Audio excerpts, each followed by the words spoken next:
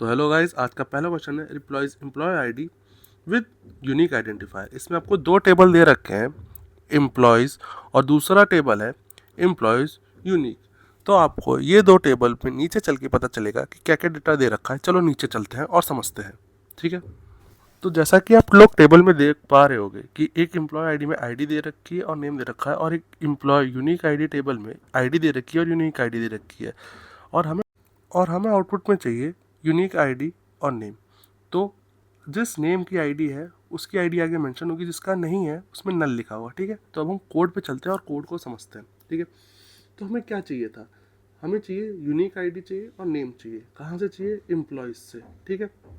तो हम लिखेंगे select unique ID comma name from employees, ठीक है।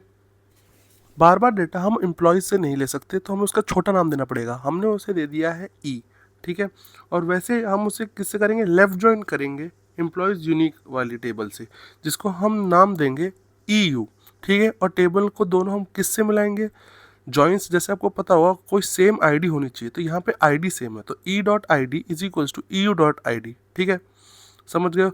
लेकिन अब हमें ऊपर सिलेक्ट में भी ई U dot unique I D और ई डॉट नेम लिखना पड़ेगा, क्योंकि हम लोग को वो टेबल रेफर करेंगे, ठीक है। अब रन करेंगे और देखेंगे तो ये कोड चल गया है। अब अगले कोड पे चलेंगे। तो अगला कोड है प्रोडक्ट सेल्स एनालिसिस। इसमें आपको दो टेबल फिर से दे रखी हैं। पहली टेबल है सेल्स की और दूसरी टेबल है प्रोडक्ट की। और ये कह रहा है कि आपको सोल्यूशन में प्रोडक्ट नेम, ईयर, प्राइस चाहिए है हर एक सेल्स आईडी और सेल्स टेबल की। अब हम नीचे इनपुट में चलते हैं और इनपुट में देखते हैं क्या क्या दे रखा है। इनपुट में भी हमें सेल्स टेबल जो ऊपर बताया गया था दे रखा है और प्रोडक्ट टेबल दे रखा है, ठीक है। तो इसमें नोटिस करो सेम क्या है, प्रोडक्ट आईडी सेम है, मतलब लेफ्ट ज्वाइन करना पड़ेगा ताकि हमको पूरा डेटा मिल सके, ठीक है। तो प्रोडक्ट नेम, ईयर और प्राइस हमें चाहिए, तो ऑब्वियसली हमें लेफ्ट ज्वाइन कर लेंगे तो आसानी से क्वेश्चन हो जाएगा, ठीक है। और एक्सप्लेनेशन में भी दे रखा है कि सेल आईडी जैसे 1 है तो हमें कंक्लूड करना है कि नोकिया सोल्ड हुआ है जिसका प्राइस 5000 है और ईयर 2008 है। तो चलो अब हम कोड पे चलते हैं और समझते हैं। तो हमें इसमें क्या क्या चाहिए होगा। तो इसमें हमें चाहिए प्रोडक्ट नेम, ईयर और प्राइस, ठीक है। तो हम सिलेक्ट करेंगे सिलेक्ट प्रोडक्ट नेम, ईयर और प्राइस। कहाँ से हमें चाहिए? ये डेटा सेल्स से, तो हम लिखेंगे फ्रॉम सेल्स। और हमें किससे ज्वाइन करना है? प्रोडक्ट से करना है, तो हम करेंगे लेफ्ट ज्वाइन प्रोडक्ट पे। और किस पर करेंगे जिससे ये दोनों आईडी वैलिडेट हो जाए? प्रोडक्ट आईडी, जिस पे मैंने बताया था। तो लिखेंगे हम on sales dot product ID is equals to product dot product ID. आप चाहते हो तो उसका छोटा नाम करके और आसानी से लिख सकते हो, लेकिन इसमें मैंने ऐसे इसलिए लिखा है ताकि आपको समझ आए कि आप उसका छोटा नेम को सेल्स को एस बी करके कर सकते थे, लेकिन उसके बिना भी कोड चलता है, कोई इशूज़ नहीं आते हैं। तो अब हम इस कोड को रन करके देखते हैं और देखते हैं कि कोड ये चलता है कि नहीं।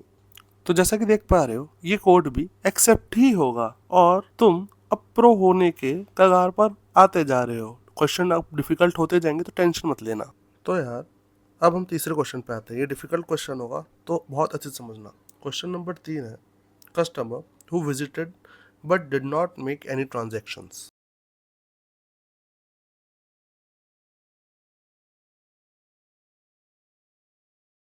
तो इसमें आपको दो टेबल दे रखी है, एक है विजिट्स की और एक है ट्रांजैक्शंस की, ठीक है।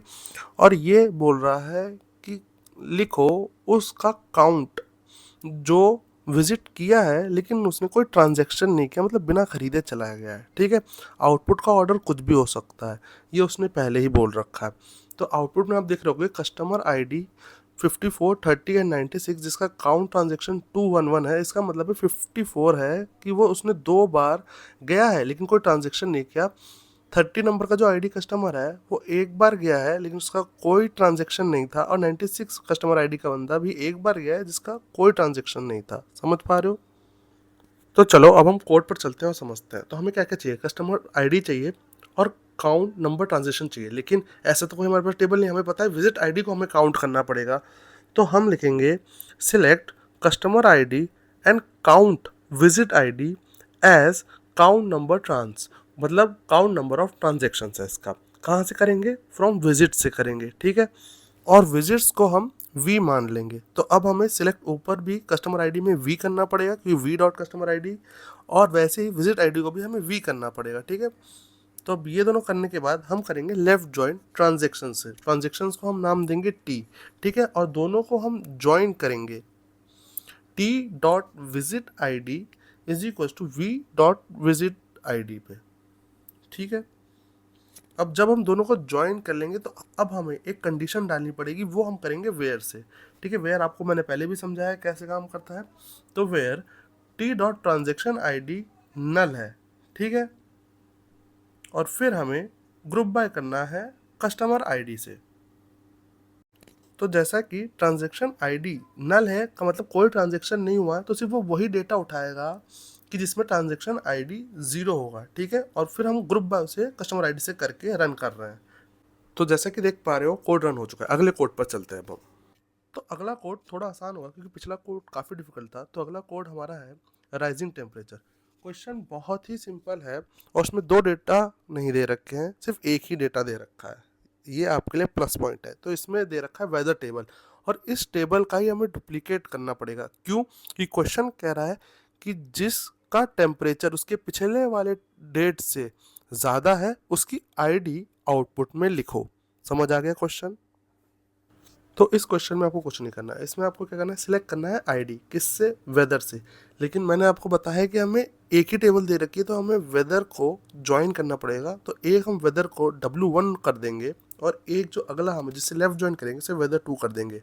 हमें सिलेक्ट करेंगे वेदर 1 डॉट आई कर देंगे ऊपर, ठीक है। तो जो कि हमने एक ही वेदर को डुप्लीकेट किया है, जिससे हमने दो टेबल बना लिए, वेदर 1 W1 और वेदर 2 W2। ठीक, समझ गए हो? ठीक है।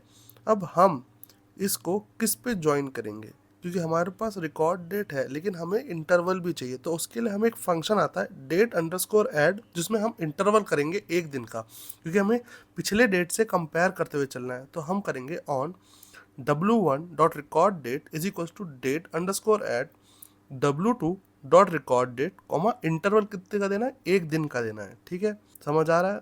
और जहाँ पे टेम्परेचर आईडी बड़ी हो वीक 1 की वीक 2 से। तो रन करके देखते हैं सही आया हो। अगर कोई डाउट हो तो कमेंट करना।